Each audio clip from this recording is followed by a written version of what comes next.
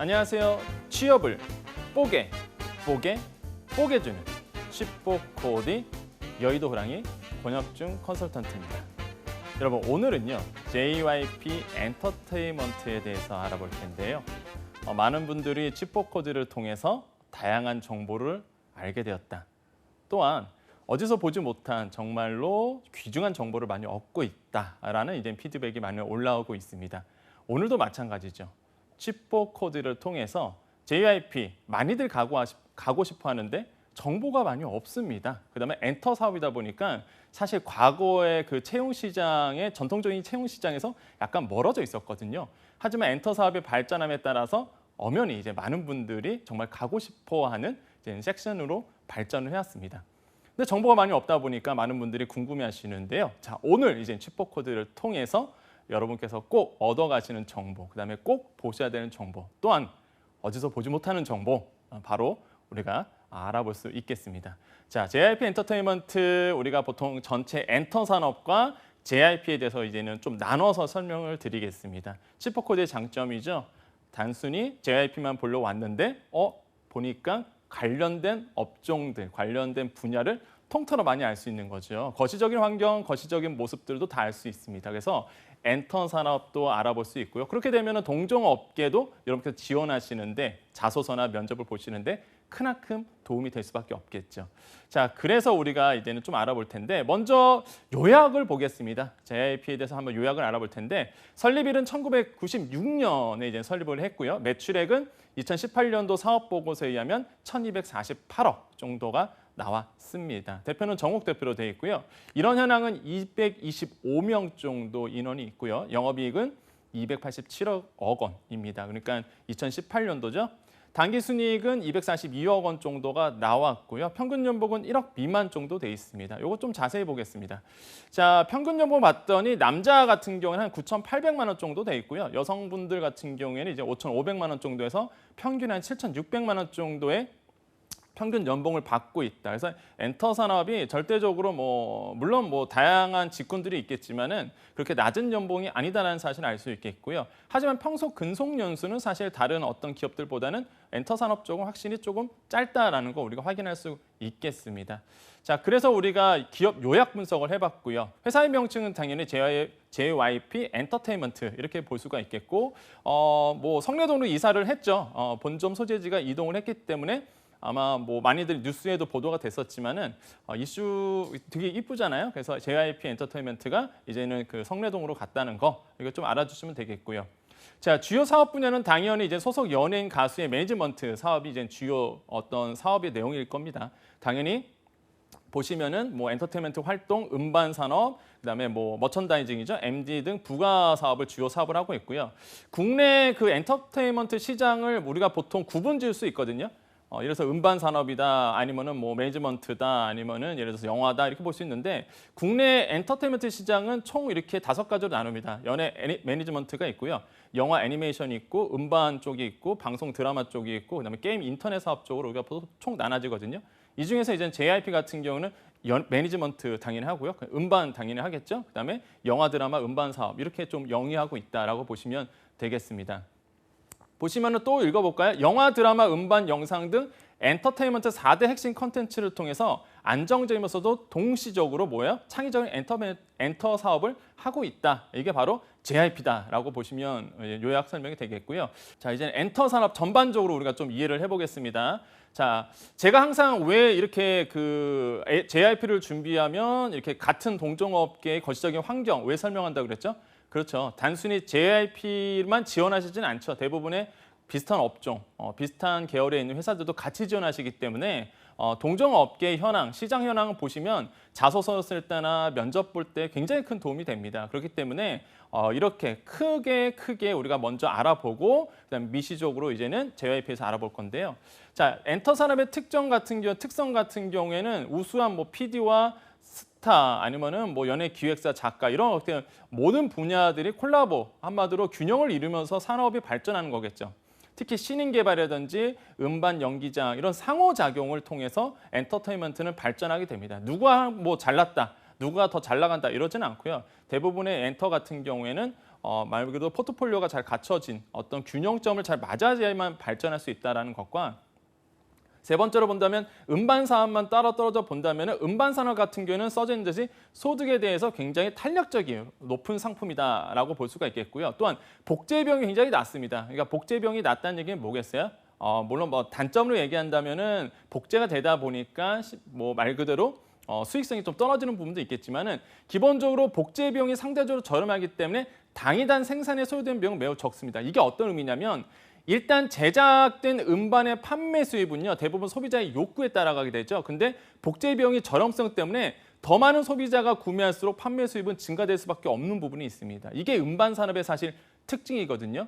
그렇기 때문에 음반 산업을 이렇게 바라볼 수가 있겠고 낮은 복제 비용에 인해서 단점이죠. 불법 유통의 광범위하게 좀 퍼지게 되죠. 하지만은 우리나라가 기본적으로 WTO 가입국으로서 이런 복제 음반이라든지 카피 저작권을 위반하는 것들은 엄격하게 규제를 하고 있기 때문에 사실 이러한 부분은 차차 낮아지고 있다. 이런 복제 부분은 굉장히 규제로서 이제 엄격하게 지켜지고 있다라고 보시면 되겠습니다. 자, 그다음에 제가 질문 하나만 드릴게요. 어떤 질문이냐면 혹시나 여러분 면접 들어갔는데 이런 질문 받을 수도 있습니다. 물론 뭐 JYP뿐만 아니라 같은 엔터 사업 안에서도요. 미디어 엔터테인먼트 콘텐츠 사업이 서비스 업종 내에서도 하나의 산업 분야로 인식된 이유는 무엇인가? 한마디로 엔터 산업이 서비스 업종 중에서도 하나의 엄연한 이제 사업군으로 인정받았던 이유는 무엇일까요? 라고 물어본다면 여러분 어떻게 대답하시겠습니까? 이렇게 대답하시면 되겠습니다. 첫 번째로는 사회 전반적인 문화 아니면 소비 형태가 바뀌었다. 과거에는 먹고 살기 급급하다 보니까 사실 문화를 즐기는 건 힘들었죠. 하지만 지금은 보다 여유가 되다 보니까 경제가 고도로 발전하다 보니까 이제는 재미를 추구하는 시대로 변했거든요. 유통업계에서도 기본적으로 여러분 많이 아시겠지만 유통업체를 가도 뭐 하고 있죠? 그렇죠. 소비도 하지만은 즐기러 가기도 합니다. 마찬가지죠. 엔터 산업이 이렇게 산업군으로 인정받았던 이유 바로 재미를 추구하는 사회적 현상, 경제적 윤택함으로 인해서 재미를 추구하다 보니까 점점 더 사람들이 엔터 산업에 눈을 돌리게 되죠. 그래서 이렇게 인정을 받고 있고요. 두 번째로는 주 5일 시대, 안착이 됐죠. 지금 뭐죠? 워라밸의 시대고요. 또 한 가지, 주 52시간제가 정착이 됐습니다. 무슨 얘기냐면 여가 시간을 즐겨야 되거든요. 그 여가 시간 때 뭘 하죠? 그렇죠. 엔터 산업을 즐기게 되죠. 좋아하는 가수 콘서트도 가고요. 또한 내가 문화를 즐기기도 하고요. 이런 어떤 환경적 변화가 있다. 세 번째로는 정보통신 기술이 발달됐죠. 특히 우리나라 같은 경우에는 4차 산업혁명 중에서도 그 섹션 안에서도 어떤 부분이 가장 많이 발전됐죠? 그렇습니다. ICT 분야죠. 다른 나라 같은 경우는 로봇 이럴 수도 있어요. 아니면 AI일 수도 있는데 우리나라 같은 경우는 4차 산업혁명군 그런 섹션들 중에서도 우리나라의 장점이죠. 통신 인프라가 굉장히 잘 갖춰져 있기 때문에 ICT가 굉장히 많이 발전돼 있습니다. 마찬가지입니다. ICT 발전으로 인해서 뭐가 됐다? 여러 가지 방송 포맷들이 다양하게 생기죠. 그러다 보니까 문화산업이 발전할 수밖에 없다. 안착이 될 수밖에 없다. 인정받을 수밖에 없는 상황이고요. 자, 네 번째로 지적재산권 보호 강화되는 부분이 있습니다. 과거에는 뭐 카피하거나 복제하잖아요. 하지만은 이제는 뭔다? 지적재산권의 보호 강화로 인해서 컨텐츠를 창작하면 창작할수록 내가 권리 보호를 받기 때문에 창작의 의욕도 높아질 수밖에 없고요. 또 경제적인 반대급부가 들어오기 때문에 더욱더 많은 분들이 사실 이런 창작에 힘쏟고 있죠. 그러다 보니까 산업을 인정받을 수밖에 없는 것이고요. 다섯 번째 같은 경우에는 덩치 큰 산업의 단계로 키워나가고 있는 것이죠. 무슨 얘기냐면 과거처럼 우리 시장이 굉장히 작지가 않습니다. 국내에서만 하진 않고요. 이제는 한류의 열풍으로 인해서 전 세계적으로 뻗어나가고 있거든요. 우리나라 엔터 산업이. 그러다 보니까 덩치가 커지죠. 미국, 일본, 중국 해외 사업까지 성장하고 있기 때문에 엄연한 사업으로 인정을 받고 있습니다. 그래서 여러분 혹시나 비슷한 질문이 들어오거든 이거를 응용해서 이제 이야기해 주시면 되겠고요. 자, 산업의 성장성 가보겠습니다. 우리나라 음반 산업을 제가 좀 분류를 해놨습니다. 정리해놨거든요. 19세기 말 68년도에 음반에 대한 관련 법률이 공포가 됐죠. 70년대 카세트 테이프. 아마 여러분 이 방송 보신 분들 카세트 테이프 아마 못 보셨을 것 같아요. 근데 저는 카세트 테이프를 들었던 시대이기도 합니다. 음반도 들었고 음악도 들을 때 아니면 어학을 할 때도 카세트 테이프를 했었는데 뭐 80년대에 들어와서는 이제는 어떤 뭐냐면 뭐 예를 들어서 뭐 CD라는 거 아니면은 뭐 MP3라는 거 디지털 음원 시대로 이제 바뀌게 되죠. 이러면서 우리나라의 어떤 음반 산업이 변화가 됐다는 거 요약해 드렸고요. 음반 산업의 특징 다시 한번 말씀드립니다. 소비자가 여가의 피로나 감성적인 피로에 의해서 구매하는 상품이고요. 이는 단 한 번의 소비로 소비자의 수요가 종결되는 소비에 여기서 중요하죠. 비반복성을 나타나기 때문에 뭐가 되죠? 제품 주기가 수명이 굉장히 짧습니다. 요게 제가 일부러 빨간 줄을 쳐놨죠. 요렇게만 아마 여러분께서 만약에 답변만 해주시면은 이 친구가 준비가 잘 됐다라는 인식을 받을 수 있겠죠. 또한 음반은요 소득 탄력성이 크다고 제가 아까 말씀드렸습니다. 큰 사치제로서 경기 변화에 따른 소비자의 소득 변화에 대한 수요의 변화가 민감하다라고 말씀을 드리겠고요. 자본력을 몇 개 갖춘 기획사 요즘에는 그 기획사 중심으로 좀 돌아가고 있는 부분도 있습니다. 영상 산업 같은 경우에는 찔간 글씨만 읽어볼게요. 높은 인터넷 인프라로 영향해서 불법 다운로드가 굉장히 좀 많아졌죠. 이런 거 좀 해결해야 할 과제이기도 하고요. 영상 분야는 또 한 가지 요즘에 이제 영상 분야 같은 경우는 좀 특징인 것이 뭐냐면 지자체와 연결해서 이제 테마파크 형식으로 많이 발전하고 있습니다. 예를 들어서 한 영화가 성공한다. 그럼 그 영화의 장소들 있잖아요. 아니면 그 영화 세트장들. 이런 것들이 이제 지자체와 콜라보가 들어가서 관광 상품으로도 개발되기도 하거든요. 이러한 어떤 특징을 가지고 있다라고 보시면 되겠고요. 자, 매니지먼트 어떤 산업의 특성 보시면요. 매니지먼트 사업은 당연히 이제 신인 발굴을 해야 됩니다. 상품성을 높여 수익성을 극대화하는 게 이제 매니지먼트 사업의 핵심이겠죠. 자, 두 번째로는 최근에는 이제 기획력까지 더 들어왔죠. 그래서 자본과 기획력을 맞물려서 이제 유통까지 갖춰야 되는 종합 어떤 회사로서 이제 발돋움하게 됩니다. 세 번째로는 스타 콘텐츠도 점점 중요해지고 있어요. 그래서 한 명의 스타가 뭐 그 기획사를 먹여 살린다 이런 말 정도로 어떤 스타에 대한 의존도가 조금 높아지는 추세이기도 합니다. 네 번째로는 지적재산권 보호로 인해서 초상권 시장이 더욱더 확대되고 있다라는 부분이 있는데요. 자, 요거는 제가 조금 더 깊게 말씀드리면 콘텐츠 사업 갔을 때 특히 이제는 엔터테인먼트 사업 가실 때는요. 초상권이라는 게 있죠. 또 한 가지는 퍼블리시티권이라는 게 있습니다. 그게 뭐냐면 초상권 같은 거 우리가 얼굴을 보통 우리가 얘기를 하잖아요. 근데 퍼블리시티권 같은 경우에는 이런 겁니다. 누가 봐도 송중기고요. 누가 봐도 송혜교야. 이런 분들 있죠. 누가 봐도 누군지 딱 아는 거예요. 과거에 어떤 사례가 있었냐면 실루엣이 있습니다. 실루엣. 송중기의 그 태양의 후예 같은 어떤 실루엣을 가지고 광고를 했는데 이거 누가 봐도 송중기였거든요. 이거는 뭐냐면 퍼블리시티권이라고 보통 얘기합니다. 누가 봐도 이 사람인 거예요. 그런데 허락을 구하지 않고 썼어요.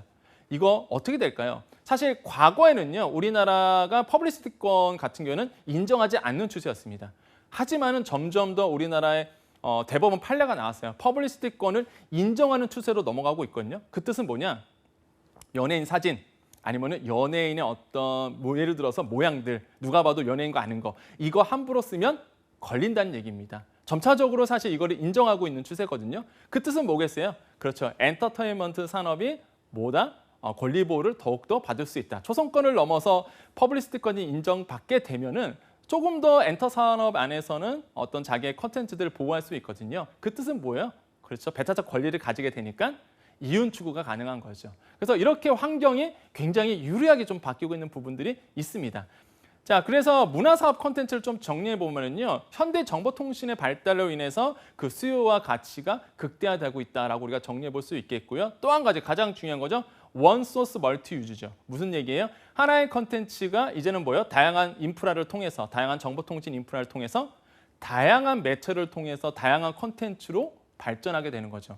웹툰이 영화로도 발전되고요. 또 웹툰이 드라마로도 나오죠.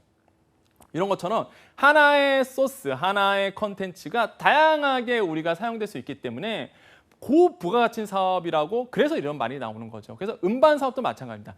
JYP 마찬가지죠. 하나의 원 소스가 먼저 다양한 이제는 다양하게 쓸 수가 있기 때문에 원소스 멀티 유즈가 그래서 생긴 말이죠. 그래서 JYP가 대표적인 사례다라고 보시면 되겠고요. 이런 것처럼 문화 콘텐츠가 이제 수출이 되면서 의류라든지 패션이라든지 아니면 자동차, 여타 산업에 정말로 많은 영향을 줄 수가 있고요. 무엇보다 국가 경쟁력을 이바지할 수 있다라고 우리가 정의해 볼 수가 있겠습니다. 자, 경기 변동의 특성, 엔터 산업에 대해서 예를 들어서 일반 경기 변동과 상관 관계가 있으며 계절동 변경하고는 거의 없다는 것이 장점이다라고 정리해 볼 수가 있겠고요.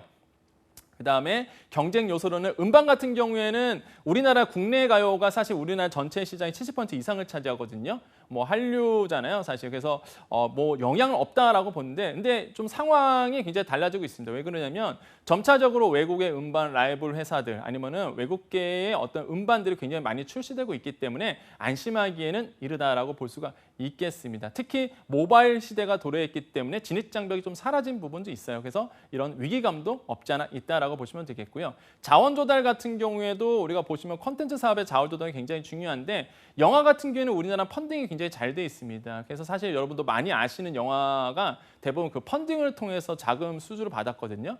굉장히 잘 돼 있죠. 영화 같은 건 잘 돼 있는데, 음반 같은 경우는 사실 뭐 펀딩 못 들어보셨잖아요. 사실 음반을 만들 때 뭐 펀딩을 한다 이런 얘기는 잘 못 들어보셨을 거예요. 그래서 펀딩하고는 좀 거리가 멀고요.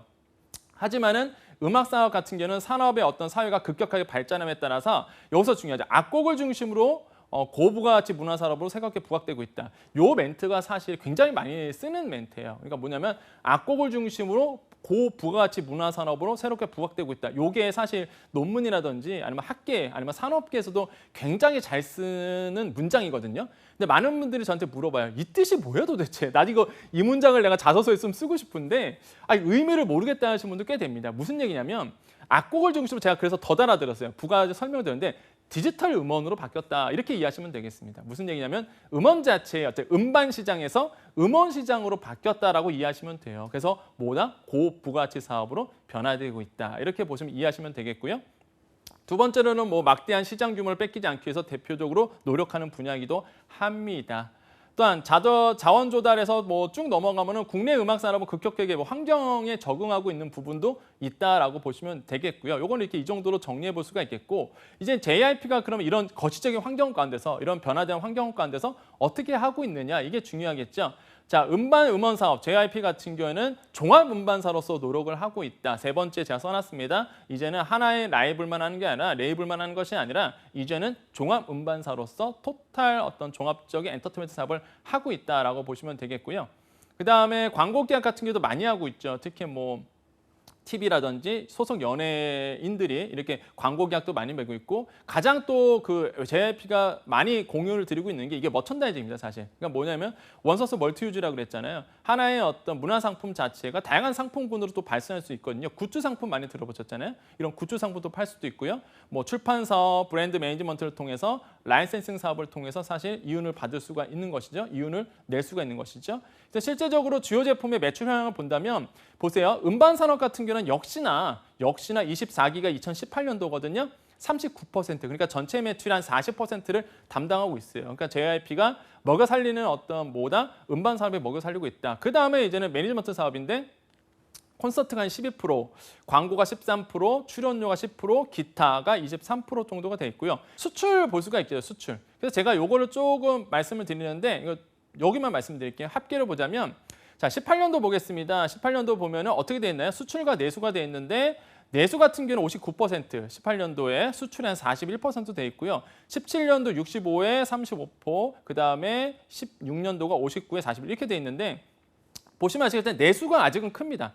그러니까 우리나라 한류 상품이다 해서 뭔가 굉장히 해외에서 많이 돈을 벌 것 같지만 사실 아직까지는 이제 내수 시장에서 이제 엔터 산업 같은 경우는 이게 JYP뿐만 아니라 사실 다른 엔터 산업도 비슷하거든요. 그래서 이렇게 내수가 근소한 차이로 아직은 우리나라에서 내수를 통해서 돈을 벌고 있고요. 또한 수출도 무시 못하죠. 지금 작년 같은 경우는 41% 정도 매출 전체 매출에서 41% 정도가 수출에서 나왔기 때문에 이 부분도 무시 못하는 상황이다. 그래서 제가 보기에는 포트폴리오상 굉장히 좋은 것 같습니다. 그래서 이렇게 어떤 매출 구조가 돼 있어서 총 어때다 1조 한 2천억 원 정도의 작년에 한 매출이 나왔다라고 이게 이해하시면 되겠습니다. 자, 여기서 엔터 산업에서 연구 개발은 무엇을 의미할까라고 제가 이렇게 질문을 달아드렸습니다. 자, 여러분께 한번 질문 드릴게요. 여러분께서 생각하시는 보통 우리가 기업 보면은요, R&D 사업 많이 하죠. 그죠? 연구 개발을 해야 됩니다. 그 산업이 아니면 그 기업이 미래 가치를 창출하고 아니면 미래에서 이제 먹거리를 생명 유지를 위해서 기업의 생명 유지를 위해서 먹거리 창출했을 때 보통 미래를 위해서 가치 투자를 하죠. 근데 엔터 산업에서는 과연 연구 개발은 뭐를 의미할까요? 고민해 본 적 있으신가요? 엔터 산업이 발전해야 돼요. JYP가 이제 앞으로도 쭉쭉쭉 성공을 해야 됩니다. 그럼 연구 개발해야 돼요. 뭘까요? 그렇죠. 엔터 산업에서의 말하는 연구 개발은요, 역시나 신인 개발입니다. 엔터 산업은 매니지먼트라고 말씀드렸잖아요. 그러면 신인이 있어야, 연예인이 있어야, 컨텐츠가 있어야 사실 먹고 살 수 있는 거죠. 그러다 보니까 굉장히 JYP뿐만 아니라 뭐 빅히트라든지 SM이라든지 신인 개발에 굉장한 많은 노력을 기울이고 있죠. 하지만 성공한 사례가 많이 없죠. 그 정도로 굉장히 신인 발굴에 굉장히 어려운 부분이 있는데 한 번만 성공하면 정말로 그 기획사를 먹여 살릴 정도의 기본적으로 스타성을 가지고 있는 분들을 이제 찾아내려고 하는 거죠. 자, 신인 개발팀은 적극적으로 이제 국외와 국내 오션을 통해서 JYP 같은 경우에는 찾아내고 있고요. 그 다음에 찾아낸다면 뭐 트레이닝을 육성하고요. 신인들로 이제 데뷔하면서 사실 이제 수익 사업이 되는 것이고요. JYP 엔터 같은 경우에는 이미 2011년도에 JYP로부터 이제는 그 부분을 인수받아서 현재까지 운영되고 있다라고 말씀을 드리겠습니다. 이건 조직도예요. 자, 실제 이제 조직도를 찾아서 여러분께 보여드리는 건데 아마 여러분 JYP에 입사하신 분들은 대부분 이제는 AR 쪽 아니면은 실제적으로 그 이런 신인 파트와 관련된 부분이 굉장히 많을 거예요. 왜냐하면 엔터테인먼트다 보니까 지금도 많이 뽑고 있죠. 지금 JYP가 굉장히 채용 공고를 많이 내면서 채용을 지금도 하고 있거든요. 보시면은 기본적으로 살펴보시면 아시겠지만은 기본적으로 마케팅도 있겠지만은 매니지먼트 쪽이 굉장히 많죠. 그래서 이 조직도를 좀 보셔야 되는데 신인 쪽에 보겠습니다. 신인 쪽 같은 경우는 정욱 대표이사 밑에 뭐 박진영 이사가 총괄 이사로 있고요. AR 이지영 본부장, 이지영 본부장은 굉장히 뭐 아시는 분 아시겠죠. JYP 보실 분들은 아시겠지만 뭐 한 축을 JYP 한 축을 차지하신 분이죠. 자, 캐스팅 파트와 트레이닝 파트, AR 파트로 나눠집니다. 트레이닝 파트는 트레이닝과 안무가 있고요. AR 파트는 당연히 뭐 AR 쪽이라든지 뮤직이라든지 프로덕션이라든지 스타일리스트 뭐 이런 부분이 있겠고요. 좀 자세하게 알아본다면 캐스팅 파트 같은 경우에는 캐스팅을 전담하게 되고요. 공개 오디션 한다든지 길거리 오디션하고 업계 관련 지인들 방법으로 다양하게 인적 자원을 이제 캐스팅하는 역할을 하게 되고요. 트레이닝 파트 같은 경우에는 이제 오디션들을 통해서 이제는 발굴이 됐다면 이분들을 이제 트레이닝 해야 되고요. AR 파트 같은 경우는 연습생을 데뷔를 위해서 예를 들어서 뮤직이라든지 프로덕션, 스타일을 이제 준비하는 건데 제가 많은 아시는 분들도 이 파트에 많이 들어가시죠. 실제 이 신인 개발이 굉장히 엔터 쪽에서는 심혈을 기울이는 파트이기 때문에 굉장히 그 인력 배치를 굉장히 잘 하고 있습니다. 그래서 많은 분들을 또 많이 채용도 해요. 이쪽 대에서. 근데 역시나 좀 바늘구멍이다라고 좀 말씀을 드리겠는데 그럼에도 불구하고 사실 이쪽 AR 파트라든지 기본적으로 이런 신인 개발팀에 들어가게 되면 어떤 엔터라 이직을 하셔라도 굉장히 좀 대우를 받는 그런 추세거든요. 그래서 이런 신인 개발 조직에 대해서 제가 좀 따로 이렇게 말씀을 들었던 그런 이유고요. 그래서 이렇게 캐스팅 파트와 트레이닝 파트, AR 파트로 좀 나눠진다는 사실 우리가 좀 기억해 주시면 되겠습니다. 자, 인력 개발, 인력 현황이 있는데 자, 보시면 이제 신인 쪽이죠. 임원이 있고요. 본부장이 있고요. 뭐 팀장, 과장, 대리 이렇게 해서 총 39명이 실제적으로 지금 JYP 안에서는 신인 개발 인력이 이 정도의 포지션이 되어 있습니다. 그래서 이 자료도 여러분 보시면은 아, 내가 저 팀 안에 한 명이 되겠구나라면 기분이 좋잖아요. 그래서 이렇게 우리가 인력 개발에 대해서 좀 말씀드렸고 아까 말씀드렸지만 이지영 본부장 말씀드렸죠. 박진영과 이지영 이렇게 좀 나눠져 있어요. 그래서 주요 개발 인력 보면 신인 개발 뭐 B, 원더걸스, 2PM, APM 뭐 옛날 좀 약간 과거에 나왔던 가수들이지만은 갓세븐이라든지 트와이스라든지 이런 걸 이제 박진영 말 그대로 만들었고 이사가 그다음에 이정 본부장이 나오는 이런 어떤 캐스팅 통해서 트레이닝도 했다. 그래서 이것도 우리가 좀 이해해 주시면 되겠고 여러분 꼭 제가 말씀드린 건데 JYP 보실 때 박진영만 너무 생각하세요. 박진영 이사만 너무 생각하시는데 그러지 마시고요. 그 이정 본부장도 한번 연구를 해보시기를 제가 좀 권유를 드리겠습니다. 자, 그런 다음에 신인 개발 계획이 있습니다. 자, 2019년 3월까지 JYP 연수생 및 연습생은 총 44명이거든요. 이게 최근 자료입니다. 가수가 한 34명에 배우가 10명 정도가 되는데요. 역시나 이분들이 뭐하고 있다? 스타가 되기 위해서 연습을 굉장히 하고 있고요. 또한 이런 어떤 스타 PD들, 뭐 박진영이라든지 이정 본부장처럼 이런 트레이닝을 통해서 이제 스타로 발돋움하게 되는 것이죠. 최근 엔터테인먼트 업계의 한류 열풍을 통해서 글로벌화 트렌드를 하고 있고요. 적합한 아티스트를 발굴하기 위해서 양성하기 위해서 시스템을 좀 강화하고 있는 부분. 네 번째로는 특히 이제 K-팝이라든지 기본적으로 한류 시장을 위해서 또한 동남아 시장을 위해서 이렇게 좀 아시아 쪽 아티스트를 발굴하려고 노력을 하고 있다라고 보시면 되겠고 뭐 신인 아티스트 같은 경우에는 캐스팅 풀을 만들어서 사실 오디션을 많이 하고 있죠. 과거에 오디션 프로그램들이 인기를 얻었었잖아요. 뭐 지금도 하고 있지만 그런 오디션을 통해서 신인 발굴을 하는 게 대표적인 이제 사례라고 볼 수 있겠고 이런 부분. 그다음에 아시아 캐스팅을 위해서 아시아 프로젝트도 꾸준하게 진행하고 있다는 부분도 알아주시면 되겠습니다. 자, 소속 아티스트 있는데 제가 요거는 그냥 차트로 보여드릴게요. 왜 그러냐면 여러분 결국에는 엔터 산업은 뭐가 먹여 살린다? 그렇죠. 소속 아티스트들이죠. 신인 개발하고 그 안에 있는 스타 분들이 결국에는 그분들을 가지고 영리 활동을 하는 건데 그러다 보니까 기본적으로 여러분 엔터 들어가실 때 뭐 기본이겠죠. 내가 들어갈 회사에 아티스트가 누구가 있는지 뭐 이미 아티스트를 알고 계실 거예요. 저보다. 왜 저는 이제 나이가 있다 보니까 사실 요즘에 그 아이돌 스타 와도 누가 누군지 잘 모르거든요. 아마 보시는 분들이 벌써 그런 세대세요? 그럴 텐데 잘 모르겠더라고요. 하지만은 뭐 엔터 산업 쪽에 관심이 있어서 지원하신 분들 같은 경우에는 제가 툭 던져보면 뭐 다 알더라고요. 하지만은 현황이죠. 최근의 자료이기 때문에 제가 보여드리는 겁니다.